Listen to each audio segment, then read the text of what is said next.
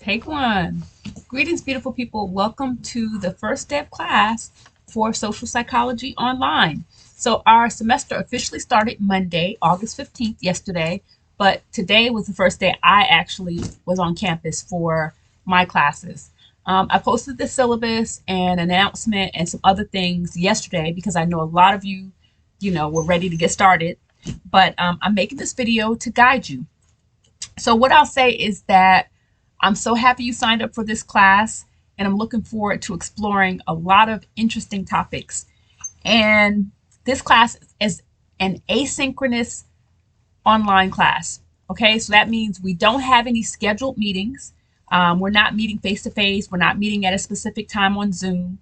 You can do everything at your own pace, except there are due dates. So there is a caveat.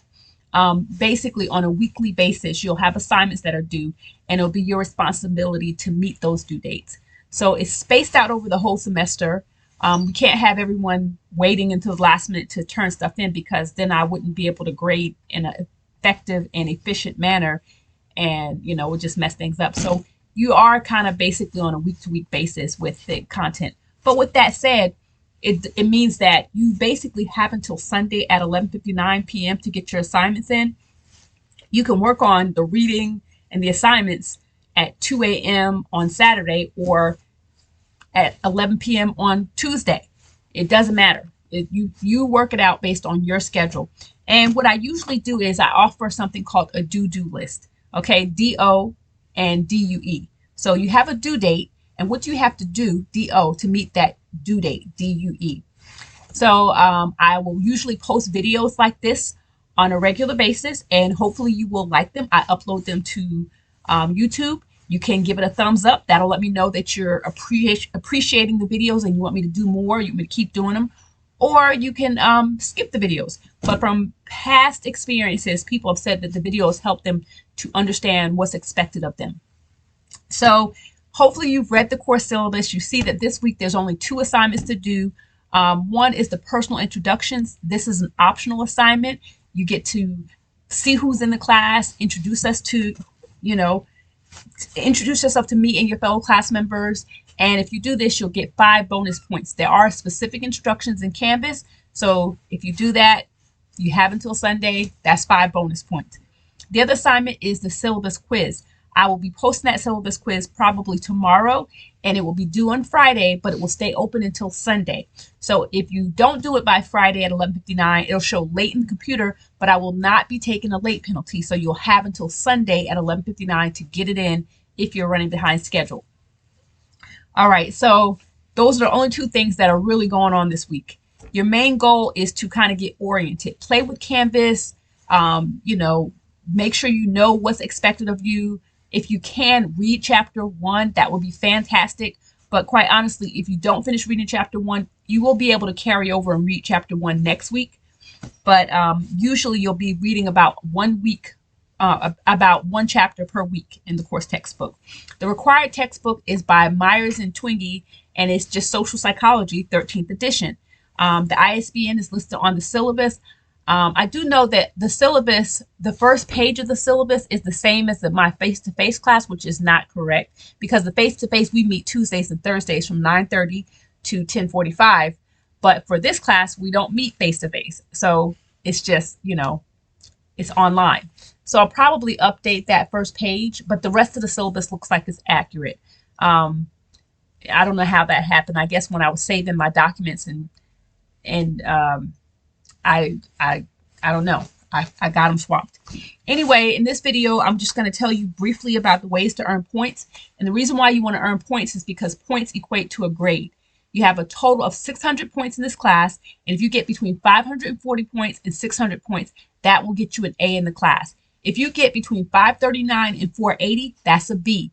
If you get between 479 and 420, that's a C. 419 to 360 is a D, and 359 and below is not passing. So we're aiming for that 540 to get that A. All right. So the first way to earn points is by completing 2 tests. We have a midterm and the final. The midterm is basically cumulative from the first day of the class to the middle of the semester. There'll be about 4 or 5 chapters. on this test, and there'll be 50 multiple choice questions, and you'll be taking this test via HonorLock. This class is set up so that you will have to take proctored exams. There's 2 of them. If you want to take the exam in the testing center because you don't like HonorLock, you're welcome to schedule an appointment with the testing center and come to campus and take it that way. And you can even do this at the satellite campuses. It doesn't have to be the Ocala campus. But if you don't want to come to campus, you would download a Google Chrome extension called HonorLock. You have to pay a $10 fee, which covers the entire semester and unlimited tests and quizzes. Or you can pay $5 per quiz or test if you so choose. But the test is proctored via HonorLock. So midterm, 100 points, 50 questions. Each question is worth 2 points, about 5 chapters. The final is from the midpoint to the end of the semester. And again, another 4 or 5 chapters, 50 questions, multiple choice, 100 points. So that's 200 points. There you have it. That's the first way to earn points in this class. The next way to earn points is through class participation. This is another 200 points. Class participation is basically you writing. Okay, so the tests don't require any writing because they're multiple choice, but the discussions require writing. Now, the writing is going to be small paragraphs, but you're given prompts, and the prompt might be to watch these videos and then respond. Tell us what you learned, come up with a new title, develop a question, or it might be giving you specific questions where the information can be found in your course textbook, and you're asked to respond and then share additional information beyond that. So you're given prompts, you answer the prompt, and you do it in a substantive way. So what is a substantive post? One that's complete, correct, clear, concise, and creative. By complete, I mean you've thoroughly answered the question. By correct, I mean you've provided accurate information. By clear, I mean you've proofread and you've minimized mechanical and grammatical errors, and you made sure that you've used spacing and you've used headings or bold so it's easy for us to read and digest what you said. Complete, correct, clear, concise. You don't ramble. You don't just add a bunch of fluff. You tell us what we need to know.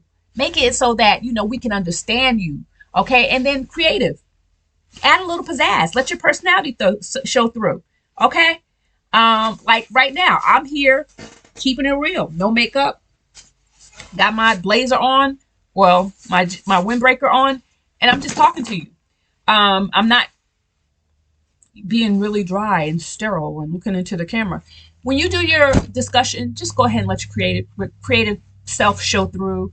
Okay, your imagination. You can include a picture, you can include a joke, you can include a quote, you can include a reference to a scholarly article, which is not necessarily creative, but it could be, depending on how you use it. That's kind of more the accuracy side of it.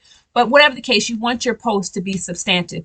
And when you reply to your class members, because to get full credit, you have to reply to 2 or more class members, you want to add to the conversation. You want to enrich the learning community. Okay, think of this as we're all learning together, and you don't want to come in here with nothing lame. You want us to learn from what you're talking about. Okay, so the way you get class participation is by making an initial post and then replying to 2 or more class members, and both the initial post and the replies to peers should be substantive. So that's 400 points. The 2 tests and the discussions, that counts for the majority of the work in the class. Now, the other way to earn points is through writing activities that are miscellaneous. So this might be something small, like I may give you, ask you to find a few articles and review the abstracts and then come back and give me a summary. Or I might ask you to complete a crossword puzzle or give a reflection about what you've learned so far. Okay, write a letter to a friend about explaining some topic in social psychology. But there's small little writing activities that you may have to do throughout the term. And the total is 100 points for those small little activities. There's no big paper in this class. And then the last way to earn points is through the group project. Yay! I know you were waiting for that, right? You can't wait to do the group project. Okay, so maybe you're not happy about the group project, but trust me, you might be pleasantly surprised. I give this group project every semester in both my face-to-face and online classes, and often I am very impressed, very humbled by what students put together. I've had students put together PowerPoint presentations that were actually enjoyable and I learned something. I've had students put together a debate where they went back and forth with each other, and it was interesting, it was educational and entertaining. I've had students make YouTube videos. I've had students do so many different things, and I'm always super impressed. Now, occasionally students will just meet the bare minimum requirement, and those students just get a C, but usually people do good on this group project.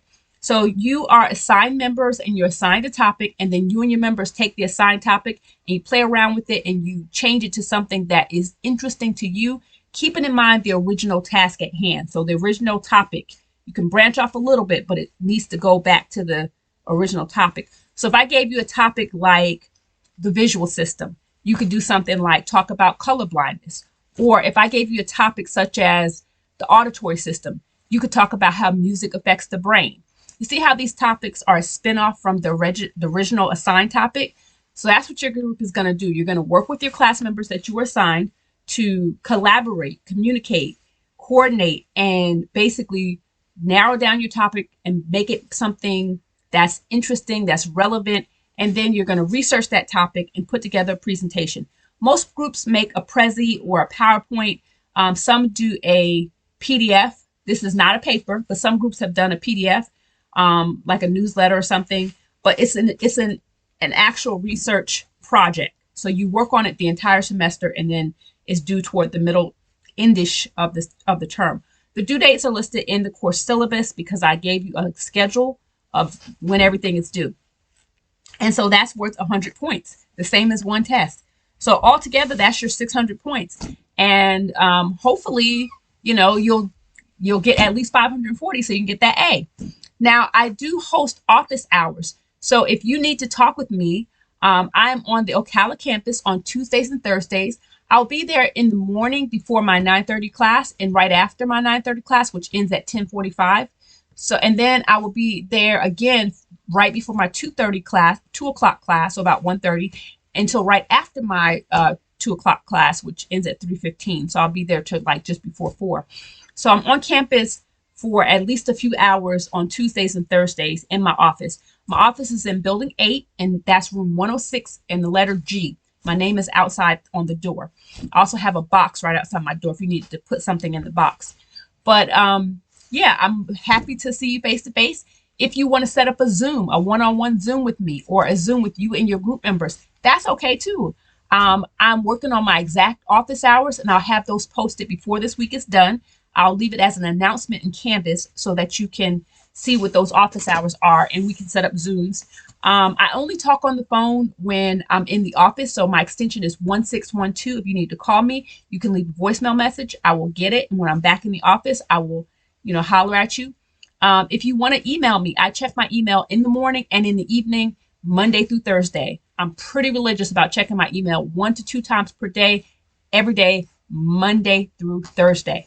Friday, Saturday, and Sunday is my time, so I'm not Professor Sims. I'm not checking the email then. But Monday through Thursday, I got you, boo. I got you.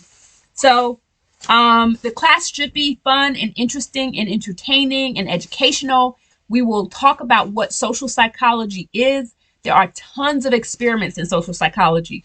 Social psychology is the scientific study of how we think about, influence, and relate to other people. So we'll learn a little bit about how, other people's actions can make us think differently about ourselves, how we can influence other people, and then a little bit about relationships. So love and hate.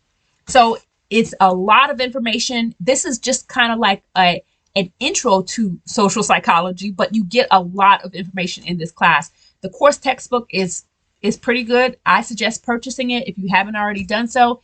If you don't want to buy the book, you might be able to get by without it. But when it comes time for the test, there's a lot of terminology that you need to know. And if you don't have the course textbook, it might be challenging for you. So yeah, the video is getting a little bit long, but I'm trying to think of anything else I need to say. If you have questions, I've left a discussion thread that's anchored in Canvas, and it says questions. And so if you click on that questions thread, if you're confused or if you have a question, you post that question. That's the equivalent of raising your hand in class. And so anybody in the class can answer that question, but I check the questions thread once a day, Monday through Thursday. So I try to get back to you if you post in the questions thread because others might have the same exact question. You can also always comment to these videos on YouTube. I just started this channel in the summer so that I could have a YouTube channel dedicated specifically to CF students. I have another channel where I have some information and stuff, and once I get going, I will share a link to that channel too. But for now, just know that I plan to post videos for you guys once a week so you know what's going on. And if you have any questions, just reach out to me. All right, so I think that's it. Questions, comments, compliments, or concerns, leave them in the comments or put them on Canvas in the discussion thread titled questions, and I will see you soon.